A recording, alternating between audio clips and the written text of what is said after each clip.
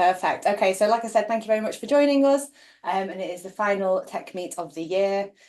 Just to say that I will be recording today's session, as I just said, and that will be available after the session. So please share with your colleagues, any apprentices that you have in your teams, or people that might be considering hiring an apprentice into the team as well. Use the chat box freely. The apprentices that we've got sharing their experiences today won't be monitoring the chat because they'll be focused on sharing all the exciting things they're doing, but I'll monitor it, and any questions or comments that we have, we'll be sharing throughout the call. And then follow up, I'll send a follow-up email just with any links and useful recordings, things like that. And then if you do have any topic suggestions for next year that you would like to see or you think might be useful from your experience in your institutions, please do share them. These sessions are for you, so whatever you're interested in or you think is going to be useful, then that's what we want to hear. And just a note of the partner forum. So we do have tickets remaining for the partner forum in January. So it's at the University of Birmingham in one of their really cool new buildings, the Teaching and Learning Building. And it's Technicians Empowering Your Future. So we've got some really good sessions lined up around coaching, career development, different kind of skills for technicians to empower their own futures. Okie dokie. So TechMeet, for those who haven't joined before, is a regular semi-informal networking session that people can join on kind of a lunch hour for technical staff and supporters across our network. And we try and cover different topic areas that people might be interested in or might find useful across the NTDC network. So we have partners across the UK with one in Australia. They can't usually join because of the time differences. It would be quite an ask of them. But yeah, it's great to have you all here today. So today we've got the Apprentice Showcase, and just want to say a huge thank you for the apprentices who are joining us today to speak and taking time out of their, I'm sure we'll find out, very busy schedules to come and speak today. It is great to have you on board and we really appreciate it. So we've got Darcie from the University of Birmingham, Idman from the University of Bristol, and Reno from the University of Birmingham as well. So we're going to start with Darcie, and we have had a slight sharing issue this morning, so we're hoping that it'll be nice and smooth. But if you just bear with us while we get Darcie to share her slides, and then we'll get started. So thank you, Darcie. Hello, everybody. So hopefully you can still hear me. Yep, can still hear you. Great. Perfect, thank you. So I'm Darcie. I'm an apprentice tissue bank technician at the HBRC, the Human Biomaterials Resource Centre. So here's a little bit about what the HBRC do. So we are a HTA licensed human tissue research biobank. So we facilitate research in academia and to industry. And we collect, process, store, release tissue and fluids regarded as waste or surplus. So in a surgery, if something was to be thrown, we then take that and see how we can utilise it. So most of our samples are under our own generic ethics, but we also host for project-specific studies as well. We have different types of storage. So we have room temperature, -20, -80, -196 vapor phase liquid nitrogen. And we adhere to a very, very strict QMS, which is inspected by the HTA, which is regulated by the law. We have a very close working relationship with the University Hospital Birmingham and 5 other NHS trusts. So we can access patient medical records, as well as some technicians go down and sample in pathology. And yeah, we get access to the diagnostic archive too. So here's just a day in the life of what I would typically be doing. So we have 3 different services across the HBRC. We have fresh, histology and storage. So with fresh, I'll be running around the QE with my human tissue bag, collecting samples from theatres, as well as other outpatient areas. I'll soon be trained in pathology, so that's where I'll get to actually see the specimens fresh, which I'll then, if there's enough tissue, I can then sample.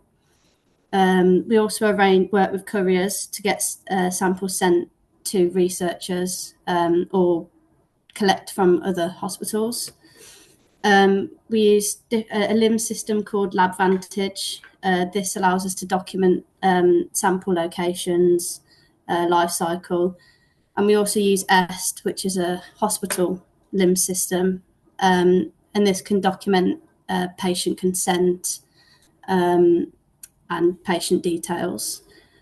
And then we also anonymise the samples that we collect when we give them to research. So at the moment, I'm working in histology. I do a lot of booking in samples that come from different sites, such as slides and blocks. I also process tissue. I then would embed it, fixing it. And then at the moment, I'm currently working on my microtomy, so cutting sections, and then we stain them as well, H&E stainer. And then also I have to keep up with the equipment maintenance side of things. So then we have storage. So this is where researchers will request things that we've stored in either liquid nitrogen or -80. And then we go and pick those, which we then create a pick list on our LIMS system. And then we release directly to the researchers or via courier. And then, again, we use our LabVantage LIMS system to document the sample locations. Here's some facts about the HBRC. So we were established in 2010, and since then we've handled 480,000 samples. Here's our HTA license number, along with our generic protocol. We have 11 -80 freezers, one of which is a backup freezer. We have 2 -20 freezers, a fridge, one liquid nitrogen tank, which is monitored and remotely alarmed. Each year, 20 to 30 new projects will begin, and we have 170 projects live at any one time. We are a team made up of 14, and we have 2 trained phlebotomists, so they can also take blood from donors. And it's great having our close working relationship with multiple trusts, so we can access patient samples and information all across the West Midlands. But that's pretty much it for what I've got on the presentation. But if there's any questions or anything. Lovely. Thank you very much, Darcie. And we'll, if you can stop sharing, then we can open up to any questions about your experience. I think I'm just reading the chat now, and you'll have access to that as well. And I think a lot of people probably be quite interested in finding out kind of what your day-to-day experience is working maybe within the teams, within the universities, and that kind of thing. So yeah, thank you very much for sharing all of that. A lot of it goes way over my head. Yeah. It sounds interesting and intriguing at the same time. So has anybody got any specific questions or can kind of relate to Darcie's experience so far at all? Please do come off mute.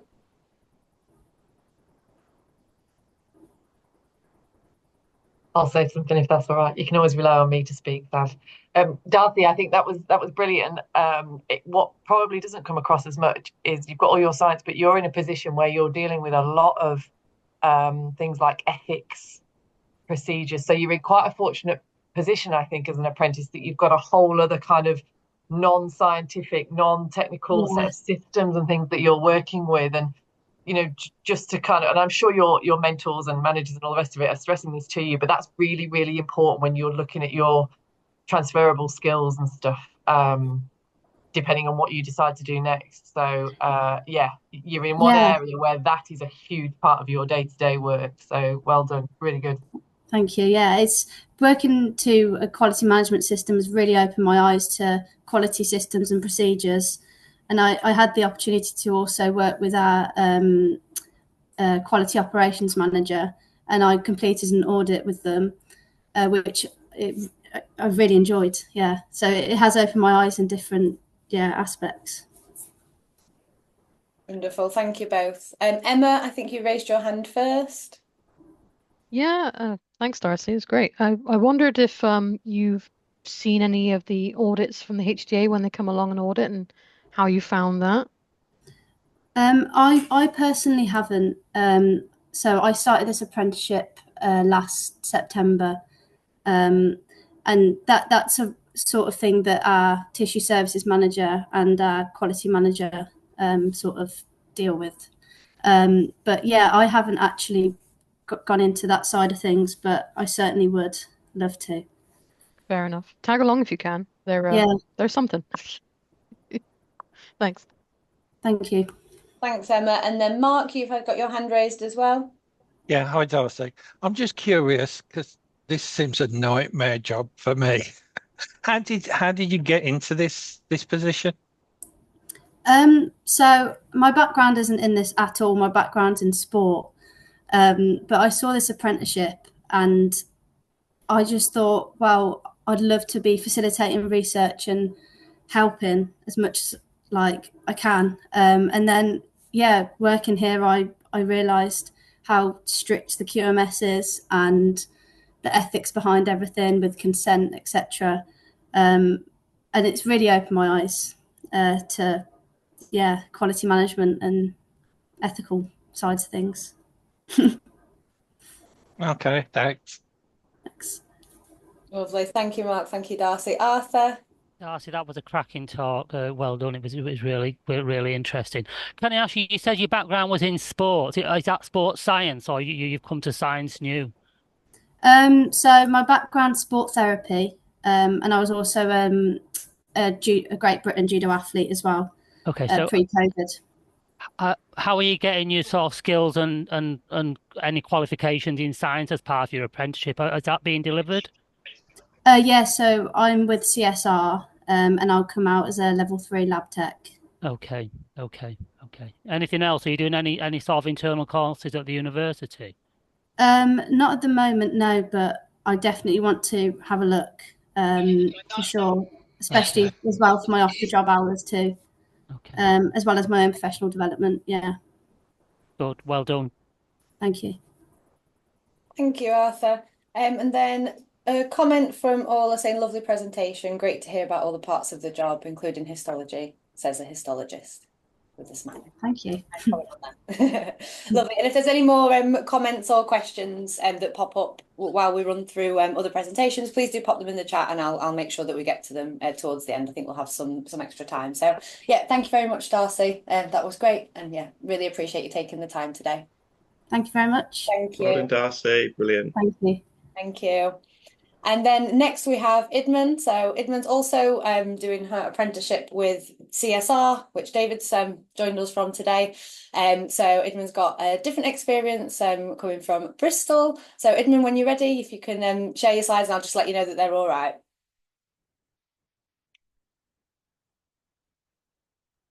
Is it sharing okay?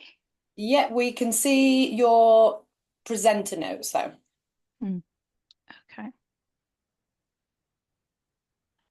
Let's try again. This is everybody firstly seems to use Teams, and then we seem to throw a spanner in the works using Google and Zoom. So apologies. This is definitely our fault. Now my presentation has disappeared. Cool. No rush, Idman, with plenty of time. While Idman sorts that, Darcy, I just wanted to say, was there anything that surprised you when you started your apprenticeship? To be honest, this is my first time working a full-time role because I was a student before. So actually just learning to manage my expectations and my jobs, and how hard it is to balance everything. Yeah. I think that's, yeah. Lovely. Thank you for that. Idman, this looks good from my side. Is it all good for you? Yeah. Yeah, Looks perfect. good. Right, well, when you're ready, and Okay. yeah, thanks again for joining us. No problem. So my name's Idman. I'm a technical apprentice from the University of Bristol. I'm going to be doing my presentation on apprenticeship outreach and networking and how that helped me develop as a technician and an apprentice as well. So a little background about myself. As I said, I'm a technical apprentice at the University of Bristol, specifically at the medical school. I'm based at the Learning and Research Centre that holds a whole lot of different groups, including diabetes, neuroscience, cancer research. I'm doing a level 3 education technician standard with my training provider, CSR.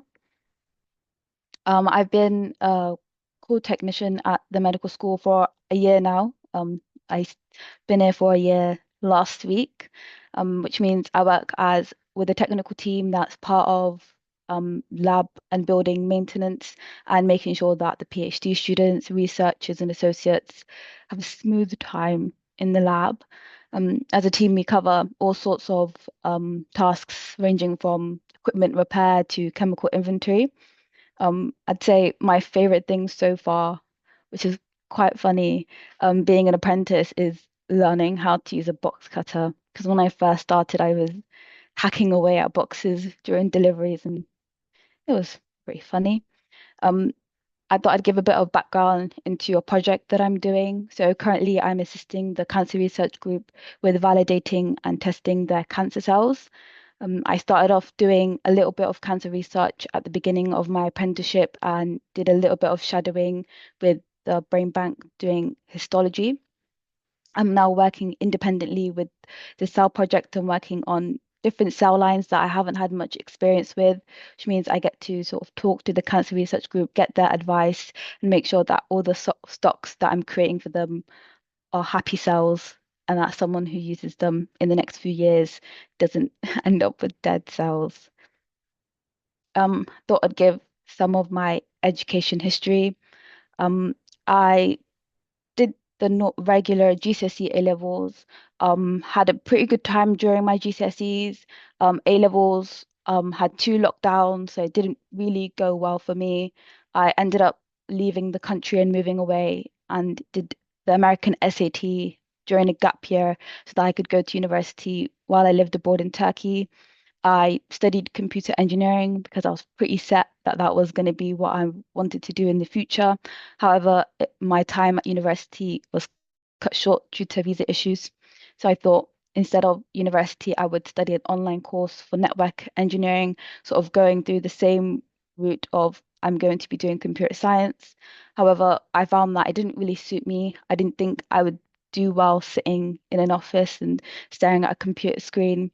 I happened to talk to a friend about apprenticeships because she just finished hers, and I thought this sounds like something that would really suit me. I was looking for computer science and IT apprenticeships and happened to come across the one I'm doing now. It was actually the only lab apprenticeship in the city at the time, and I thought I really did enjoy doing science in school, so I thought I'd apply and I got it and sort of uplifted my life and moved back to the UK. Since becoming an apprentice, I've been quite involved with apprenticeship outreach. So I sort of listed the outreach that I've got involved in. The first one is STEAM work experience. It's something that the University of Bristol does where we bring in students from secondary school, year 10, to visit different departments and get involved to see what it'd be like to be a technician. This is a technician-based work experience, not what it'd be like to study that subject at the University of Bristol. It was incredibly insightful. I got to meet other apprentices during this because I was chaperoning the work experience students and I got to see what other technicians do at their departments. The second one on my list is local work experience. We've had some year 10 and sixth form students come into my workplace and sort of showed them what goes around in the medical school. Did some cell culture demonstrations with them. I got to stay with them throughout the whole week. And because we have 3 buildings in our medical school, I got to go along to each of the buildings and get involved with what happens within the medical school because a lot of different things happen in different buildings. Another thing that I also have been getting involved in is open days. I was contacted by the head of apprenticeships at the University of Bristol to ask if I could volunteer and talk on a stall for an open day. And I managed to speak to a range of students from different colleges and also secondary schools about apprenticeships and what apprenticeships the university offers and what my experience has been like as an apprentice with the University of Bristol. I was also doing it with another apprentice, so I also got to talk to them as they were an admin apprentice, which is quite different to being a technical apprentice. And something that I've also quite enjoyed is conferences. The University of Bristol does a technician conference, which is just for technicians to celebrate what technicians do. And I got to meet a lot of different technicians, and there was facilitated networking. So I got to introduce myself as an apprentice and make myself known. I also went to a science apprentice conference in Manchester because when I was going, I was the only technical apprentice in the medical school. So I thought it'd be a good experience to meet people who are doing the same sort of thing I'm doing, but all across the UK, and sort of get to know and talk and see what I could be doing in the future once I finish my apprenticeship. And there's something I wanted to talk about, networking, but internal networking. I believe as a university or university technician that internal networking should be encouraged, especially for apprentices. I've attended a lot of seminars and workshops within my department, but also other departments, so I could see what was going on and learn new techniques and skills that I thought would be helpful for me in the future. I think also as a line manager, I think it is important to look out for these opportunities for apprentices. I have a line manager who's very good with finding out workshops and opportunities and things that would really benefit me and new techniques that I could learn. And I've genuinely really benefited from these. And because of all the outreach and all the all the networking I've been doing, I've had the opportunity to shadow at different departments across the University of Bristol. I've been to the School of Geography where I did a 3-day shadowing experience with a teaching technicians team. I'm a core facility technician, which means we're not student facing. I don't have much experience with undergraduate students or prepping lessons for university students, as opposed to I would help prep a work experience set up for secondary school students, which is a great difference. That was very, very fun. It was a whole completely different experience to what I do at the medical school. I was going on field trips and making agar gel plates, and this shadowing experience came from going to the teaching technician workshop that I mentioned in the previous slide, and I thought I'd give it a go and ask if I could come to their building and see what they do. I've also been to the School of Anatomy. I managed to meet a technical manager from the School of Anatomy during a work experience week, and we talked about our start as apprentices, and I sent a little email saying we had a great talk about what it's like starting off at apprentices at the university and working our way up. And he was more than happy to give me a whole day of shadowing, and I did a lot of things I never thought I'd do before, like animal dissection and seeing and sorting out human cadavers. I've been to life sciences during a CPD session for DNA barcoding. I found this opportunity on LinkedIn, which was quite surprising. It wasn't on any university network, and I thought it'd be a good idea to set up and see what DNA barcoding was and meet other technicians, because during this event there were like secondary school technicians and also teachers, so not university technicians. I also connected with technical managers in the biomedical sciences and have had online and in-person meetings about what it is to be an apprentice and what course I'm doing, and hopefully to encourage them to sort of bring their own apprentice in. And this sort of led to an invitation for a week of shadowing where I'll get to be doing some pharmacology, histology, and robotics, which I'm looking forward to. I think for aftermath and future, I've recently been appointed to be an EDI board member representing faith and religion, due to my role in setting up a multi-faith and wellness room in my workplace. It was my first ever workplace project, and I'm incredibly proud of all the work that I've put into it, but also the opportunities that have come out because I set up this room. I'm it is the beginning of my work in the EDI and anti-racism team, and I hope to bring that forward for other apprentices. I've also started mentoring a new technical apprentice that joined our wider technical team at the medical school. This, I believe, will help my leadership skills, and I'm pretty excited because we're on the same course in the same team, so I'll be able to help them. Because when I first started, there was a lot of imposter syndrome and sort of feeling out of place, and we happen to be the same age, which makes it much easier. And I'm going to be getting into more apprenticeship outreach, and I hope to combine my role being an EDI board member with my apprenticeship outreach and sort of get involved with volunteering in lower socioeconomic schools, because I noticed they don't tend to receive the same amount of knowledge on post 16, post sixth form options that isn't university. And I have a little summary on everything that I've talked on.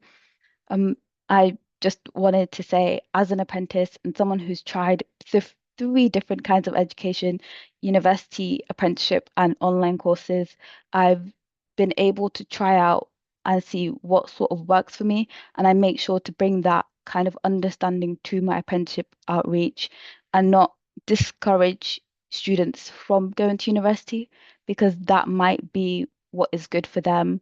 I've had friends who've done an apprenticeship and eventually gone to do university, and myself who've tried university but gone on to do an apprenticeship. I would say apprenticeship outreach and networking has really helped me build confidence in networking and connecting with colleagues beyond just meeting up with other apprentices. I've been able to do so many different techniques that wouldn't be available to me in my current role. And the worst someone can say is no.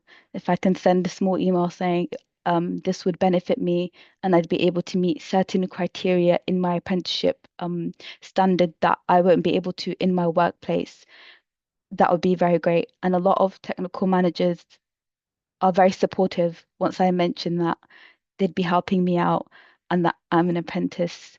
And I think benefits of outreach that I got, and I think other apprentices that work in universities can, is being able to shadow in different departments and learning new techniques and skills available that are not available in their role. Considering my building is off campus, I'm around 40 minutes away from other departments, so I'm not ever getting face-to-face contact with anyone. So going to these events has really helped me develop as a technician. And I think I'm done. Thank you very much. I think I sort of talked to everyone for a while, but yeah. Thanks, Idman. No, that was fantastic. Thank you very much for sharing that all with us. I think, yeah, really interesting to kind of hear the route that you've taken, and I think that'll resonate a lot with people who maybe have come from an apprenticeship themselves, or are currently employing any apprentices. So, has anybody got any questions? If you want to come off mute, or pop it in the chat, and I can read them out for you. We've got a comment in the chat there. Fab Talk's really inspirational for both of you, Darcie and Idman. So that's great.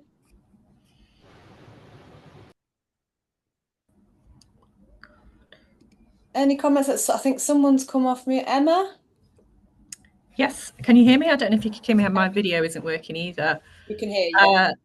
Idman, I just wanted to say I missed the start of your talk, but I've never heard anything so inspirational, such a stellar example of exactly what a technician could be, and also a superb role model for apprentices. You've blown my mind. It's fantastic. The opportunities you found, the motivation, engagement you're showing is mind-blowing. I'm delighted for you, truly. What I missed, what you did mention it, you seem to be so confident. You've got this capacity to reach out, and like you said, the worst that somebody can say is no. Have you always been like that, or has the apprenticeship cultivated that in you? Thank you for your compliments. No, I used to be someone who's quite shy. I'd still say I'm quite shy, and I found it really difficult to ask people questions. I thought I sort of built this confidence by saying yes to any opportunity that came my way. So I've done presentations and panels in the university, and if I really thought about it, I would have eventually said no because I would have been too scared to talk in front of people. But I thought if I do that, I'm sort of hindering what I could be. So I've been saying yes to opportunities. And then because of the fact that I've done presentations and panels, I've been way more confident in asking people, can I have help meeting this criteria in my apprenticeship and stuff? It sounds like you've got a fantastic line manager who is also helping to put you in the way of those opportunities as well. I'd like to meet them if I could. I'd like to chat with them about how it is that they're doing that. I don't know if they're part of NTAM or anything, Savannah, but genuinely would be really keen. I won't be able to directly share, but I can No, organise of course not. No. things. I'll do Yeah. that. Yeah, I'd love to, because clearly they're nailing it as well. Thank you. So thanks, Emma. Any more questions or comments from anybody? Arthur? I'm sorry, I've got to ask again. Idman, were you at the apprenticeship forum in Manchester at the Manchester Met? Yes, I went there in Well, September. I just want to say, in common with all other attendees, you've got a really good outlook on life and on work and everything as far as you can see. You've got a very diverse set of skills and experience. Where are you in your apprenticeship at the moment? Are you coming to the end of it, or have you got? Yeah, I'm coming to the end of it. I'm on an 18-month apprenticeship, Okay. so I've got 6 months left. So you've got a huge diversity. Have you any thoughts of where you might focus next, or is that too difficult to think about? I think it's too difficult to think about, but I'm really enjoying my role, and especially with the cancer research project that I'm doing, something that I think I'm very passionate about. You know, Seth, I think you're approaching it well. So the more experiences and skills you can accumulate at this stage in your career, the better. I definitely agree. A great talk. Cheers. Thank you. Thanks, Arthur. And then we've got John, you've raised your hand. Hello, hi Edmund.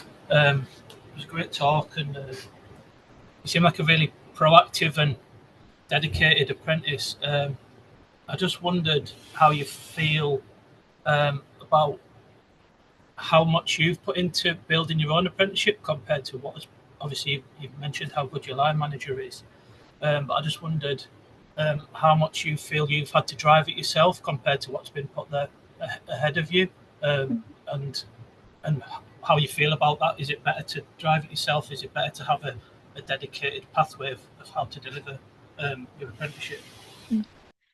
I think it's a mixture of both. I definitely put in a lot of work with asking for these opportunities, but I wouldn't have found the opportunities if my line manager hadn't sort of given me the pathway to find the opportunities.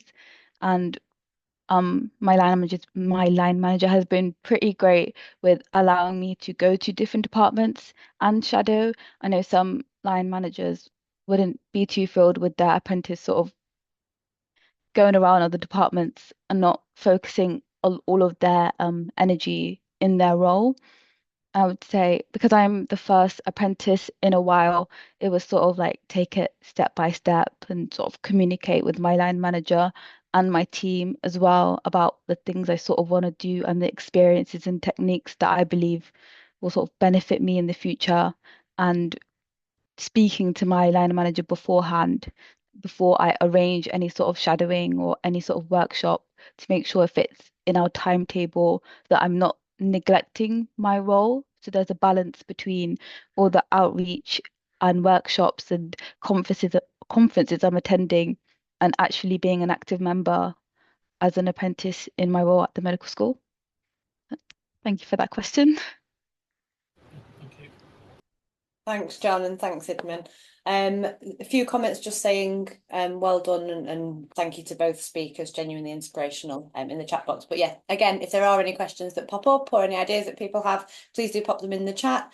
And then I'm not sure with our third speaker if they are in. I'm just going to So Reno, if you're in here, if you can make yourself known. But otherwise, yeah, thank you very much, Idman, for that as another great presentation, and really interested to kind of see the difference between what people are doing across these apprenticeships, even though you're with the same apprenticeship provider.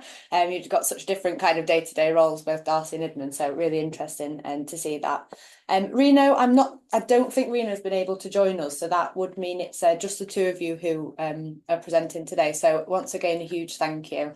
We'll finish off a little bit earlier today than expected. And yeah, if you can see in the chat that there's a lot of nice comments coming through. So we've got a question here from Alison. Great talks. What is the role of the training provider in your apprenticeship?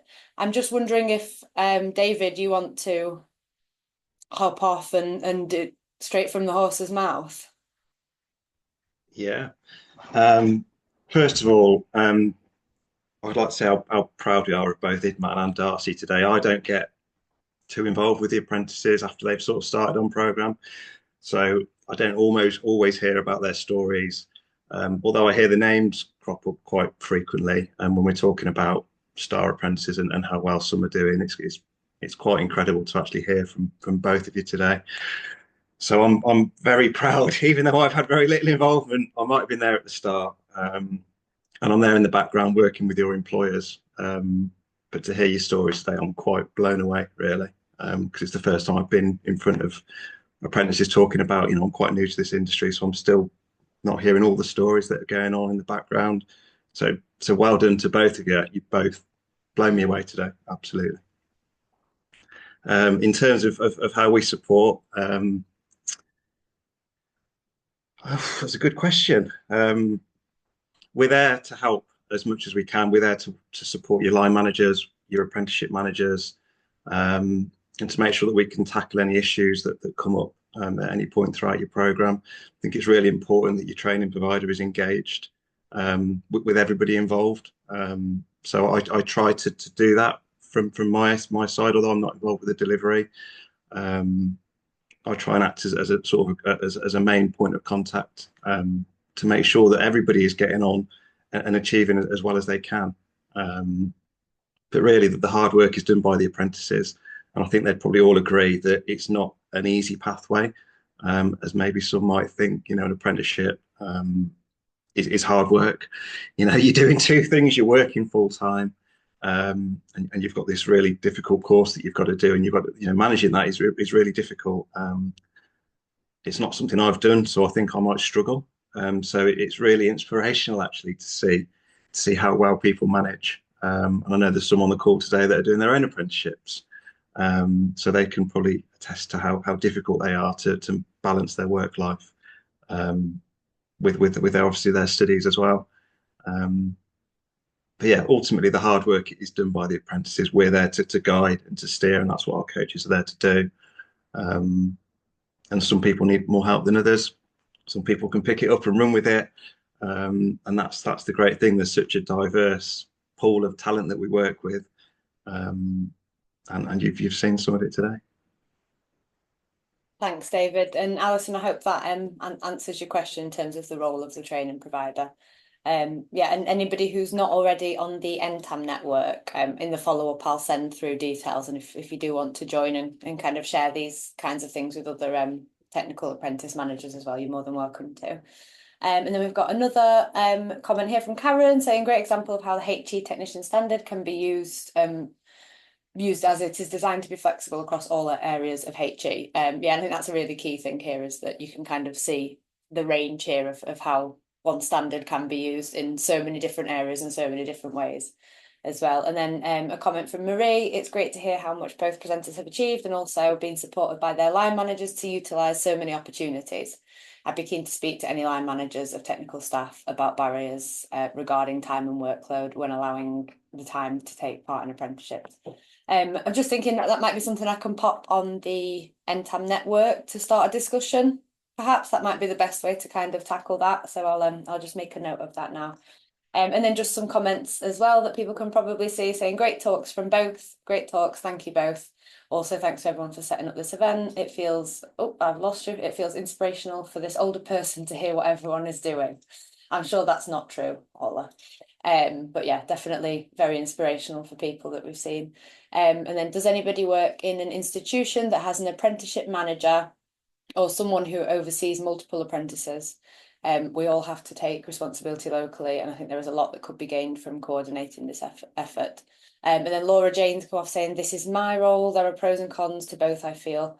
Laura, do you want to expand on that at all? It's fine if not, or what your role is and how that works.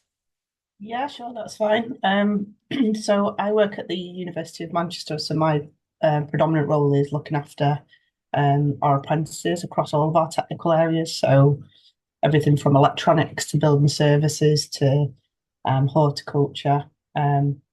They are all line managed by me. Their programs are overseen by me. Yeah, so my role is looking at what Jenny's asked for there, really, about someone that oversees it all.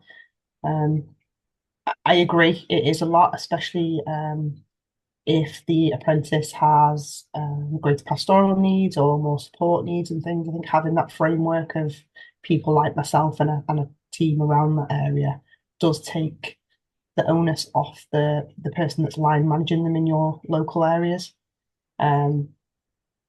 Which then means that you can have more buy-in from technical staff to support apprentices and take that forward. And then on the other side of that, sometimes I suppose some apprentices prefer to have one direct report person. So there's pros and cons to both. I think as so much as the apprentices are so rewarding and bring so much to the roles, I think having the little small structure that we've got in place does benefit both sides. So yeah, I hope that helps for now.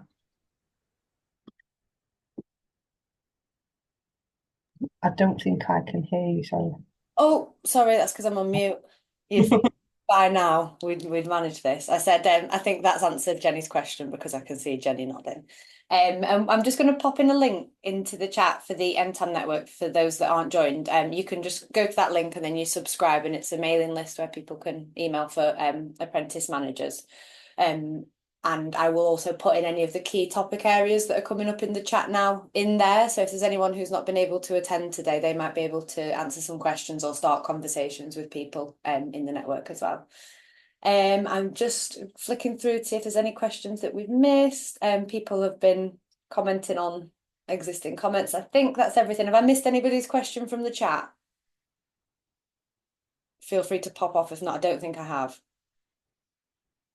No, okay, perfect. I'll consider that a success then. Wonderful. Well, I'm just going to stop the recording now for everyone. So yeah, thank you very much to both Darcie and Idman. It's really, really appreciated that you've taken the time to join us today, and it's been really interesting to hear what you're both doing, and you can probably hear from the feedback that very much everybody else feels the same way. So yeah, thank you very much once again. I'll just stop the recording now.